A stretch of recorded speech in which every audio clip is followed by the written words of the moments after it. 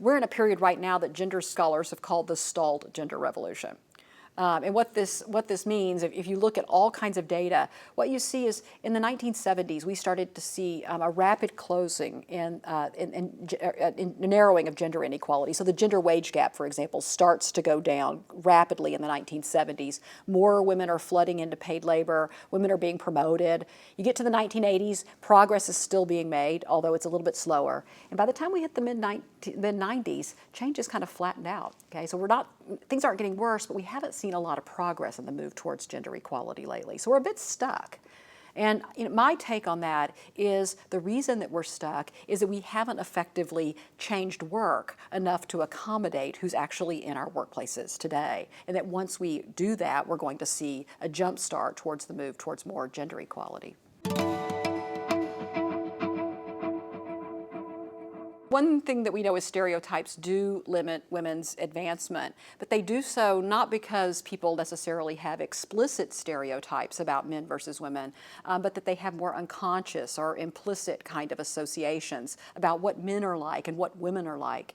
And those implicit associations then affect how we see someone's performance, how we judge their behavior, and can create sort of slight differences in the ways that we then evaluate men and women in the workplace. So these unconscious and explicit biases, I think, are one of the biggest barriers that we're still up against today when we think about how we can move more women into leadership.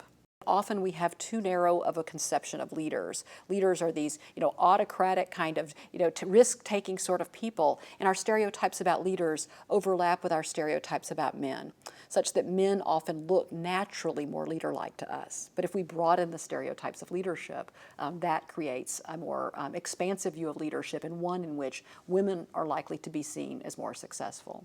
So if stereotypes are causing us to see some people as more talented than they are and other people as less talented than they are, it's interfering with the goal of being truly meritocratic and is blocking innovation.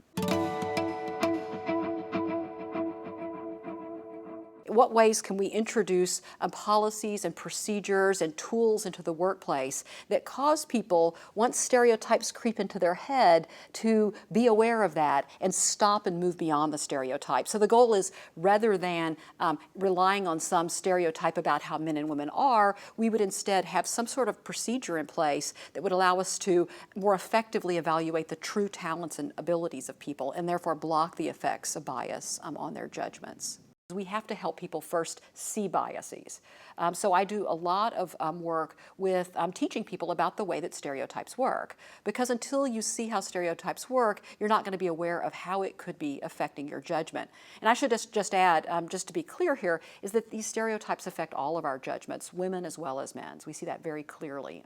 You rarely find that a situation where men are a lot more biased than women. These are unconscious stereotypes. We have to help people see them first, so that seeing bias is kind of key. One of the things that's been really encouraging to me in this work is how many really well-intentioned people there are out there, men and women, who want to get beyond bias. So the question is, can we help them do that? So what I've been doing is working with a lot of different companies to help them create tools. And so we have some ideas about the kinds of things that work in general. So for example, we know that when people have clear criteria for, say, a promotion decision that's very clearly articulated, and they read and study that criteria before they evaluate job applicants, stereotypes are much less likely to affect their judgments. One thing that we notice that when people are making decisions is sometimes the criteria they use to judge people will shift around depending upon whether they're evaluating a woman or a man.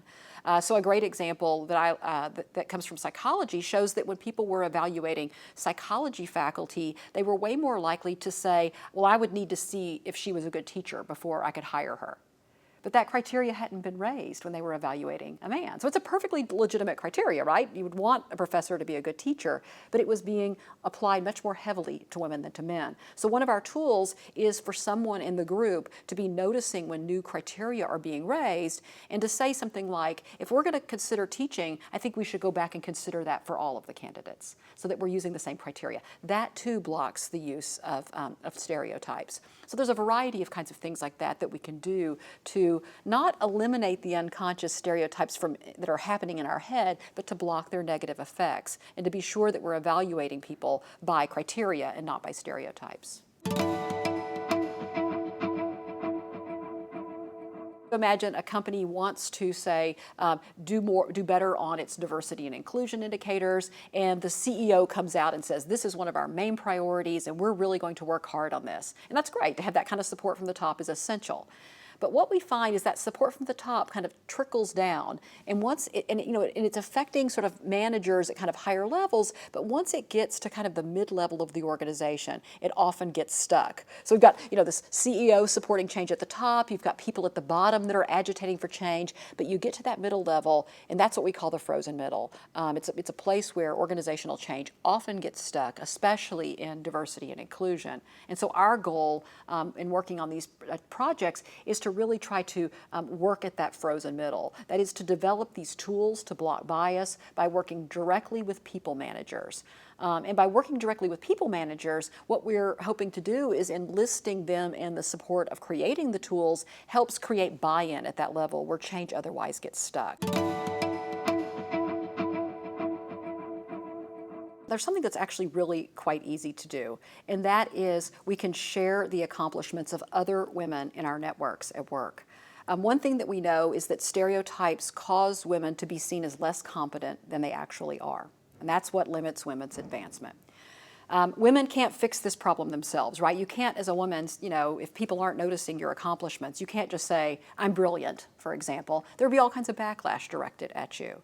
But one thing that we can do is tout other women's accomplishments. So I think being very mindful of giving attention to the accomplishments of women in the organization is hugely important. So individuals can do this, organizations as well, I think, announcing through department newsletters and things like that the accomplishments of their women employees are crucially important for raising those women's status and for starting to fracture the stereotypes that we have that are leading us to cause us to see women as less competent than they are.